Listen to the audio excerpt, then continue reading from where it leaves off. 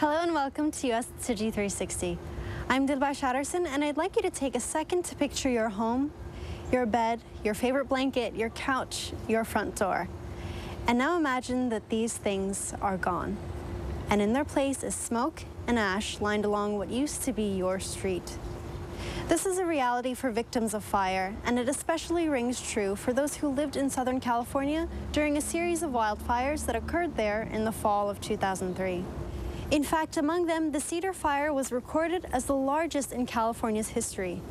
According to the 2003 San Diego County Fire Siege Fire Safety Review, over 2,200 homes were destroyed in the Cedar fire alone. That may sound like a daunting number, but what about the other blazes that spread across the state? Altogether, the San Diego Fire Education Project declared that the burning of 750,000 plus acres was the result of 5,953 individual fires.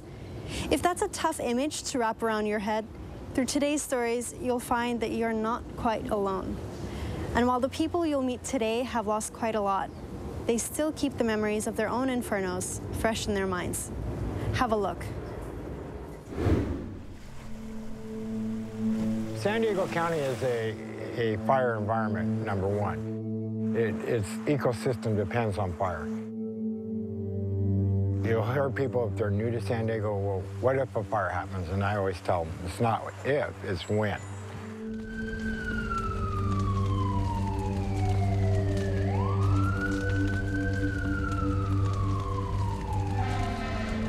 My name is Marco Strander. I'm a retired CAL FIRE Battalion Chief. I worked 37 years in wildland firefighting. From about 99-2000, I noticed a change. Our fires started getting bigger. They were moving more rapidly, the spread.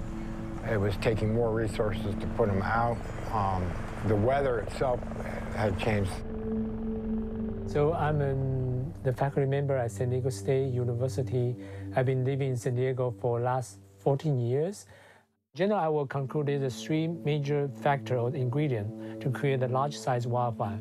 The first one is the climate change. So in United States, in California, we have one of the biggest dry season, the drought situation. The second ingredient is a human settlement. So we are actually building the house in an area which never been built before, and also with the Santa Ana wind. So that Santa Ana wind is the wind from the mountain toward the ocean. Usually that type of wind is very hot, dry, and very fast. In 2003, that's the first time in the last over decades, San Diego haven't had this series of wildfire. And the wildfire major is starting from the mountain area, and with the Santa Ana wind, is go to the inlands and to the coastal area, and it cause a lot of damage and evacuations. I saw fire behavior I never saw in my entire career. I saw fire doing things that I couldn't explain it. I couldn't explain why it was burning that way. You've heard on the movies when freight trains are coming and they make them really loud, that sound. I'm sure people have heard that, and you hear the freight train coming in, and it's just extremely loud, horn blowing. That's not even close to how loud one of those fires are when they're coming up through. Fire does not discriminate against anyone. It doesn't care who you are, what you are, how much money you have, if you're poor, if you're whatever. It just gets everybody. Here's 82 to 83. This is when my son was born. And you can see we managed to get these out of the fire. We look pretty 80-ish.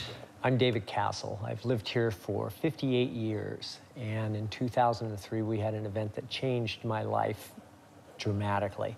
We lost our house to a fire. In fact, we were one of about 2,000 houses in San Diego County that were lost at that time. We had been camping, and we were out in the mountains when we got a call. The first thing we heard was, "Oh, this is bad. I'm here with your sister." And the first thing my wife said is, "Where's my kids?" And my sister took the phone and said, "Your kids are fine, your kids are fine, but your house may be gone. You may have lost your house." I had just a few months before, moved into a new house with my daughter. It was a really difficult year for me. I was going through a divorce, and my daughter was young, and it was difficult. And we had been living at my sister's in a cab over camper, like a little camper. And we had finally found a place of our own and made it ours, you know. And then the fire happened. I vaguely remember like hearing some stuff on the TV about a fire, and then my mom coming in and telling us that it was time to go. And we didn't even have time to really pack. And I just remember like the sky it was like nighttime during the day, and it felt like it was raining because of all the ash. We were coming up the road and we saw a news truck leaving the road where we were just at, and we knew right then they wouldn't be taking pictures of houses that were partly burned. And when we got here, it was pretty flat. There was nothing left except maybe, a fireplace, the bathroom, ceramic walls, and you could see where the stove was and the refrigerator was, and everything else was flat. It was very, very eerie. So we're coming into my old neighborhood. It's called Harbison Canyon.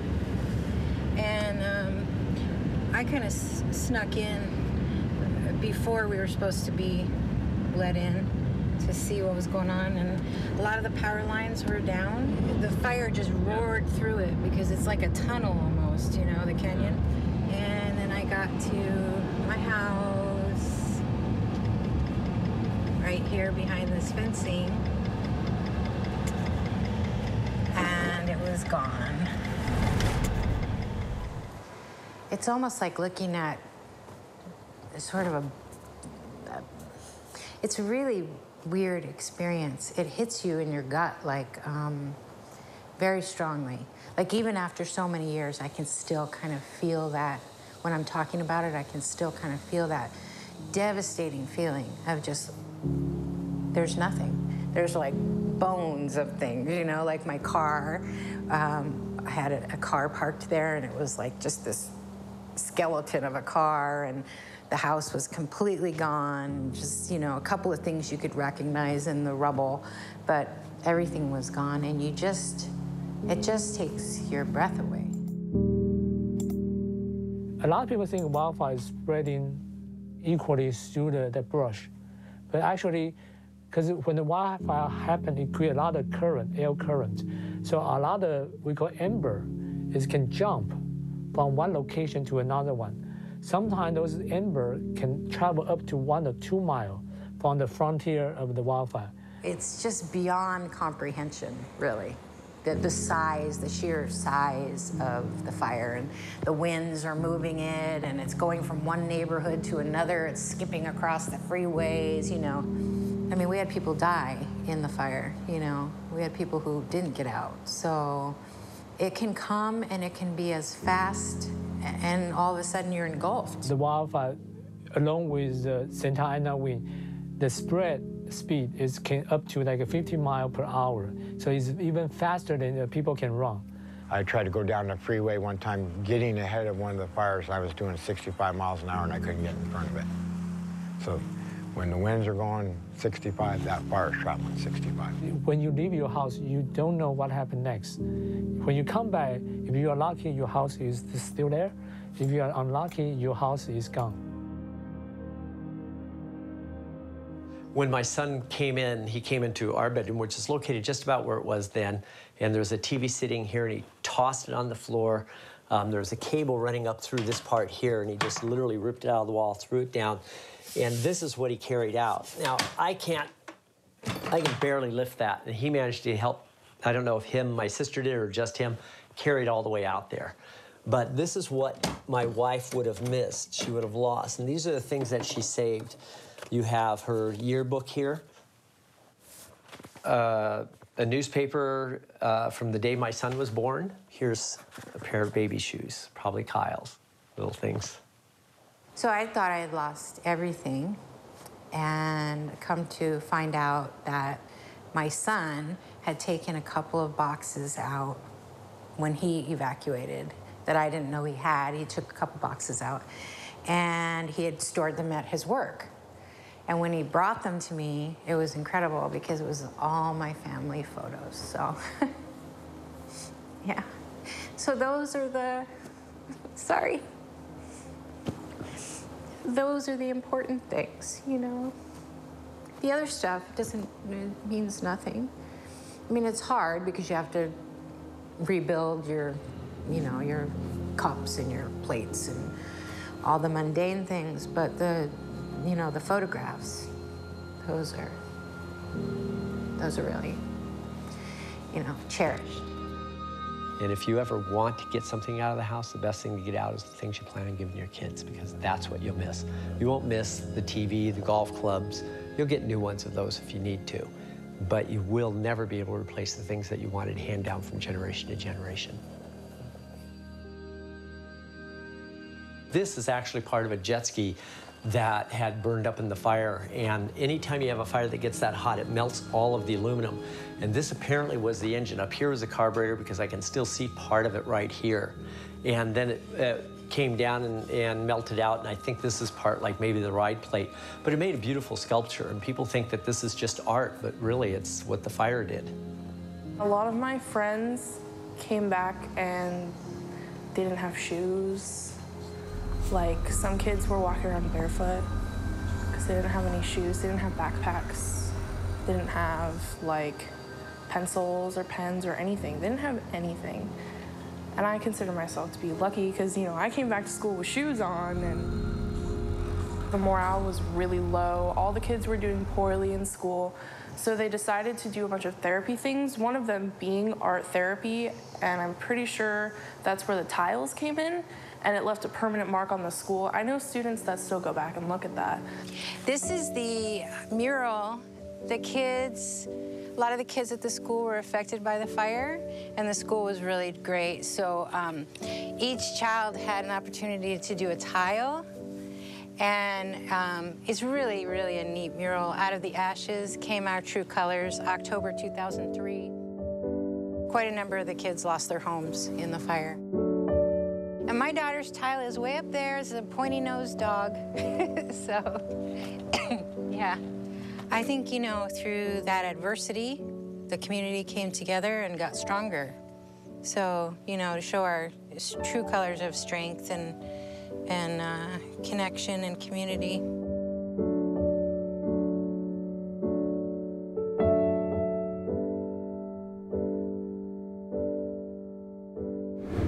As you've heard, California has historically had it rough when it comes to combating flames. In fact, in 1932, the Matilija fire in the Southern California town of Ojai burned nearly 220,000 acres of land, according to the San Diego Union. And there have even been significant flames that occurred more recently, like in 2007 and in 2009, that have devastated the same areas. So what are people to do when they've lost everything and may be bound to lose it all again? Well, volunteers at the Tzu Chi Foundation considered one way to provide a remedy. Armed with $600,000 in funds, they reached out to families that had lost their homes in the blaze and distributed $400 checks to each family that qualified. While for some, this was little in comparison to what they had lost, for others, this small token was enough to re-energize and to rekindle a few sparks from within. So let's go back to Amber and David and to see how this little seed of compassion helps steer them along new paths. All of these places, these fire centers sprung up where people could go and get information. And in these places, there were lines and lines and lines of people, all of them at different places, trying to get different things done and trying to find out what they're supposed to do, what they should do, what's being done, talking to insurance companies. And it was very, very chaotic. No one seemed to really understand what they were supposed to be doing. It's a totally, it's like wading through concrete, kind of. You have to, there's a lot of paperwork. There's a lot of phone calls you have to make. There's a lot of different things you have to figure out. And amidst all of this chaos, I look over and there's a table over there and there's two people sitting there, two Asian people. And I walk over to the table and I ask them what they were doing there, and they're saying, we're giving out money to people who lost their houses. And I said, oh, well, what do you have to do to qualify? They go, you have to have lost your house. And I go, I think we qualify. You walk in and there are these people that are smiling and they're bowing and welcoming you. And it's such a weird difference from the other, you know, bureaucracy, cold. This is warm and welcoming, and you feel like you're okay. And they helped us out and gave us some money. It wasn't a huge amount. It wasn't going to rebuild the house, but it was pretty inspirational. So the first thing I thought of was, I need some boots. So I went out and I got a pair of boots. And these are the boots. I still have them today. And they help remind me of where I started and how I started. And I started with these boots.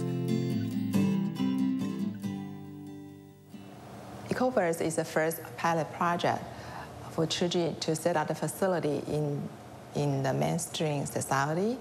Some of the people, they just come in for a cup of coffee, and some of the people come to attend our class, or some people become our volunteer to working with us to helping more people in the community. A lady, she working one day, and actually she just make an appointment with her friend in EcoVerse. He didn't realize this place belonged to Tzu Chi Foundation. I walked in, and you know, it was a really neat space. So at first you look and you go, wow, this is a really neat space. And then in the center of the bookstore is a picture. And I'm like, wait, what's going on? Because it's the same picture that you know, the same woman that I have on my shrine at home. See, there she is. She's on my shrine. So they gave me this beautiful pamphlet, and that was in 2003, and I've had it with me. Actually, it's usually on my bedside table. It just stands up on my bedside table, and it was just inspirational to me. And I might get emotional, I'm sorry. I really believe that when they gifted me at the fire and they prayed over me, that, you know, and that they planted the seed of the Dharma in my heart, and I really believed that. So I really wanted Master Chenyan on my shrine. So it's very important to me. You hear that a lot. Why did you rebuild bigger? Well, you also want to build a house that's going to be friendly to you to live in, and that's what this house is. This is what happened after we rebuilt. What we did was we took it out. Of course, we built on this room here at an angle because we wanted to take advantage of a better view. And this is a bedroom, for example, for my grandson, for this one right here. This is Avery. Say hello in Chinese, please. We wanted it not to happen again, so we, of course, used every possible thing we could think of to make it more fire resistant. All the outside wood is not wood. It's this cementatious cellulose that is fireproof. All the timbers are much thicker and much stronger. One of the other things we did was we built sustainably. We tried to reuse a lot of materials and things like that. We used low-E glass. The fireplace that we have, it's one of these high EPA rating fireplaces. We can use that, just that, and heat the entire house with it. If you see my wife's license plate, it says the Phoenix, and it's because we rose out of the ashes that my daughter bought that for my wife. And my business, I build gates and do wrought iron work and things like that. My wife runs the Chamber of Commerce. Both of those are directly related to the fire. And we wouldn't have been there if we hadn't. So our lives changed, but they didn't change for the worse, they changed for the better. It struck me that, well, if they can come from Taiwan or, you know, to do this, then why can't I do this for my own community? This is the certificate of recognition awarded by the County Board of Supervisors to the Castle family. And this is for, like here, your heroic action, your service to the community in the face of extreme adversity during the 2003 firestorms. When you have a fire that burns everything, I mean, it takes it all away from you, you realize that, you know, it's just stuff. That's not very important. What's really important are things like your family. You know, my new grandson there. All of the people that mean something to me. What doesn't go away is what you pass on to your family, which is your life and your love. San Diego County have this emergency site, and it provides a real-time update information about people how to prepare the disaster is very useful for many, many people. Every disaster has their different characteristics and the nature of the impacts. So with the modern technology, we may be able to improving our handle a prediction about wildfire. We have to be respecting the nature and respecting their behavior. And then what we try to do is not to conquer the nature, the hazard disaster, but to adjust our living, to have a harmony, peaceful coexistence between those situations, phenomena in our society.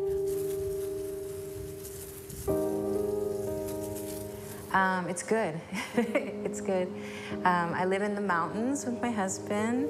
We have a view overlooking San Diego. You can see the ocean, and we have horses. Great girl. Oh, but your silly face. I work with folks who struggle with drug and alcohol and depression and things like that. All right, so this is my mom tattoo. I got it like right around the time that she was becoming like who she is now, like a Buddhist, you know, stuff like that. She's just a great person. She's very empathetic. She's understanding. She just helps me through everything. She's like my best friend. I'm gonna cry, okay. She's just great. She's always been there for me through everything. That's where it started, just that little tiny grassroots, and it's still grassroots, but it's huge. Even if you lose everything, you know, you still have the connection with others, and you can help others, and you can open your heart and, you know, work to make it better for somebody else. I mean, that's what makes it better for me. You know, that's what always makes it better for me, is to make it better for somebody else. So. While the families we've met today faced incredible difficulty in 2003 and the years that came after, they give the rest of us a glimmer of hope. Through their experience, we see how they've become leaders of resilience in their families, communities, and for our viewers like you. But what motivates them to stay, despite the fact that fires still pose a constant and very serious threat? According to Roger Mark D'Souza, the technical director of the Population Health and Environment Program of the Population Reference Bureau, he says that in the United States, we have a perception that we can adapt to whatever comes our way. And perhaps we do, at least for the interim. But what happens when those moments start to fade into memory? Writer Stephen J. Lyons says that following a natural disaster, communities heroically come together in the short term. So how can we keep the same momentum for the long run, enough to be prepared for what's next? Like Master Jen Yen says, nothing is impossible when you are determined, just like for Amber and for David. Thanks for joining us this time. I'm Dilba Shatterson, and I'll see you soon.